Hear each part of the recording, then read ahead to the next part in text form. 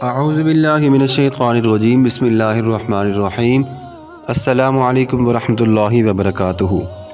آج کے ویڈیو میں ہم بات کریں گے آغاز خلافت میں حضرت ابوبکر صدیق رضی اللہ تعالی عنہ کی مشکلات اور آپ کا ان پر قابو پانا۔ حضرت ابوبکر صدیق رضی اللہ تعالی عنہ کو خلافت کا منصب سنبھالتے ہی بہت سی مشکلات کا سامنا کرنا پڑا، مگر آپ نے اپنی بے مثال فراست اور دور اندیشی سے ان تمام مشکلات پر قابو پا لیا۔ آپ کے دور خلافت میں جو بڑی بڑی مشکلات تھیں وہ کون کون سی تھی، آج کی ویڈیو میں مختصر سی ویڈیو میں ہم چند ایک کے بارے میں بات کرتے ہیں۔ سب سے پہلے حضرت ابوبکر صدیق رضی اللہ تعالی عنہ کو جس مشکل کا سامنا کرنا پڑا تھا وہ تھا لشکر اسامہ کی روانگی۔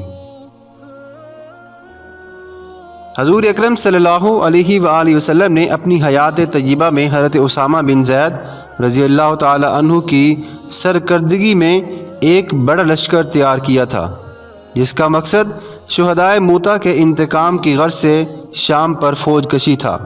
یہ لشکر روانگی کی تیاری کر رہا تھا، مقام جرف پر بھی پہنچ چکا تھا کہ حضور اکرم صلی اللہ علیہ وآلہ وسلم کا وصال ہو گیا۔ حضور اکرم صلی اللہ علیہ وسلم کی وصال سے ملک کی صورتحال بالکل تبدیل ہو گئی۔ بہت سے قبائل مرتد ہو گئے، ہر طرف بغاوتیں عام ہونے لگیں۔ چنانچہ بعض صحابہ نے مشورہ دیا کہ لشکر اسامہ کو روک لیا جائے یا واپس بلا لیا جائے، کہ ملک کے اندرونی حالات کسی بیرونی مہم کی اجازت ہرگز نہیں دیتے۔ مگر حضرت ابوبکر صدیق رضی اللہ تعالی عنہ نے غیر معمولی تدبر اور حکمت اور عزم و استقامت کا مظاہرہ کرتے ہوئے فرمایا، خدا کی قسم اگر مدینہ میں اتنا سناٹا ہو جائے کہ پرندے آ کر میری ٹانگیں بھی نوچنے لگیں تو پھر بھی میں اس لشکر کو نہیں روک سکتا جسے خود حضور اکرم صلی اللہ علیہ وآلہ وسلم نے روانہ کیا تھا۔ بعض صحابہ کی طرف سے درخواست بھی آئی تھی کہ حضرت اسامہ کی عمر فقط 17 برس ہے اور وہ آزاد کردہ غلام ہیں، جن کے زیر کمان بڑے بڑے جلیل القدر اور عالی نسب صحابہ ہیں، اگر ان کی جگہ کسی آزمودہ کار اور قریشی شخص کو سربراہ بنا دیا جائے تو بہتر ہوگا۔ مگر آپ نے فرمایا، جس شخص کو رسول اللہ صلی اللہ علیہ وسلم نے سلال لشکر بنایا ہو ابوبکر اس کو کیسے معزول کر سکتا ہے؟ بالآخر لشکر روانہ ہو گیا۔ تقریباً 1.5 ماہ کے بعد یہ لشکر اپنا مقصد پورا کرنے کے بعد مدینہ واپس آیا۔ اس لشکر کی روانگی اور کامیابی کے ساتھ واپسی سے اندرونی اور بیرونی مخالفین پر مسلمانوں کی مزید دھاک بیٹھ گئی، اور باغی اور مرتد وغیرہ قبیلے کے افراد نے یہ سمجھ لیا کہ مسلمان حضور اکرم صلی اللہ علیہ وآلہ وسلم کے وصال کے بعد کمزور نہیں ہوئے، بلکہ اسی طرح توانا اور طاقتور ہیں۔ لہٰذا اسلامی ریاست کے خلاف بہت سی بغاوتیں اور سازشیں خود بخود دم توڑ گئیں۔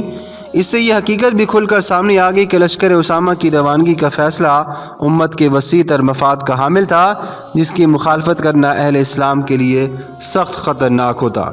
تو یہ وہ پہلی مشکل تھی جو کہ حضرت ابوبکر صدیق رضی اللہ تعالی عنہ کے دور خلافت میں پیش آئی تھی۔ اسی طرح کچھ لوگ ایسے بھی تھے جو کہ منکرین زکوٰۃ ہو گئے۔ خلیفہ اول کو آغاز حکومت میں ایک مشکل یہ بھی پیش آئی کہ بعض قبائل نے زکوٰۃ دینے سے انکار کر دیا۔ منکرین زکوٰۃ کا موقف کیا تھا کہ حضور اکرم صلی اللہ علیہ وسلم پیغمبر خدا ہونے کی حیثیت سے زکوٰۃ لینے کے مجاز تھے، مگر حضرت ابوبکر صدیق رضی اللہ تعالی عنہ کو ہم سے زکوٰۃ وصول کرنے کا کوئی حق حاصل نہیں ہے۔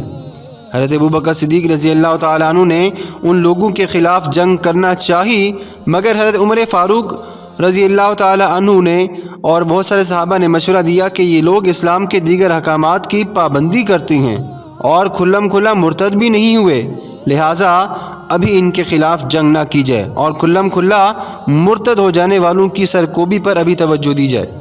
مگر حضرت ابوبکر صدیق رضی اللہ تعالی عنہ نے فرمایا، بخدا جو شخص اونٹ باندھنے کی ایک رسی دینے سے بھی انکار کرے گا جو وہ رسول اکرم صلی اللہ علیہ وسلم کے زمانے میں دیا کرتا تھا، میں اس کے خلاف اعلان جنگ کروں گا۔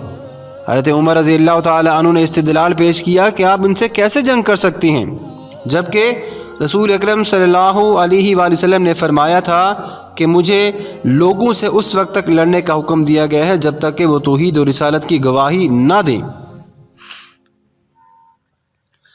جب انہوں نے کلمہ پڑھ لیا تو انہوں نے اپنی جانیں اور اپنے اموال مجھ سے بچا لیے سوائے اللہ تعالیٰ کے حق کے۔ حضرت عمر یہ دلیل پیش کر رہے تھے کہ ایک کلمہ گو اور نماز پڑھنے والے کے خلاف جنگ فرمان رسول صلی اللہ علیہ وسلم کی روح سے کیسے صحیح قرار پاتی نہیں۔ ایک کلمہ گو اور نماز پڑھنے والے کے خلاف جنگ فرمان رسول اللہ صلی اللہ علیہ وسلم کی روح سے صحیح قرار نہیں پاتی، یہ کہہ رہے تھے، لیکن حضرت ابوبکر صدیق رضی اللہ تعالیٰ عنہ نے فرمایا واللہ میں اس شخص سے ضرور لڑوں گا جو نماز اور زکوٰۃ میں فرق کرتا ہے۔ زکوٰۃ مال کا حق ہے اور ادائے حق کے لیے لڑنے کو حضور اکرم صلی اللہ علیہ وسلم نے جائز قرار دیا ہے۔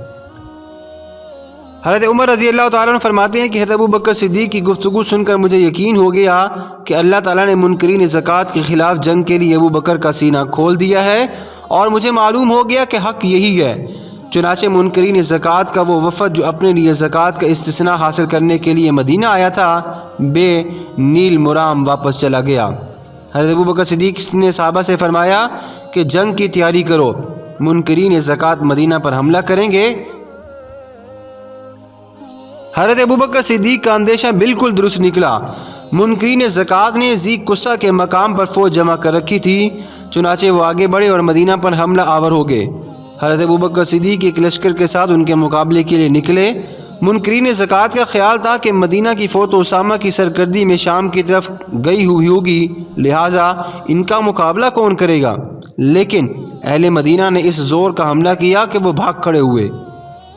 مسلمانوں نے ذی قصہ کے مقام تک ان کا پیچھا کیا، اتنے میں اسامہ کا لشکر بھی شام سے واپس آ گیا۔ حضرت ابوبکر نے اس لشکر کو مدینہ میں ٹھہرنے کا حکم دیا اور خود منکرین زکوٰۃ کے خلاف جنگ کے لیے نکل کھڑے ہوئے۔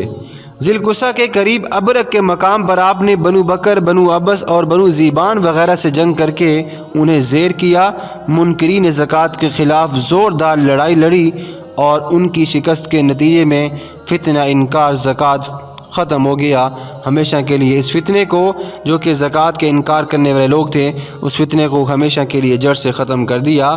تو آج کی ویڈیو کا ہم یہیں پہ اختتام کرتے ہیں۔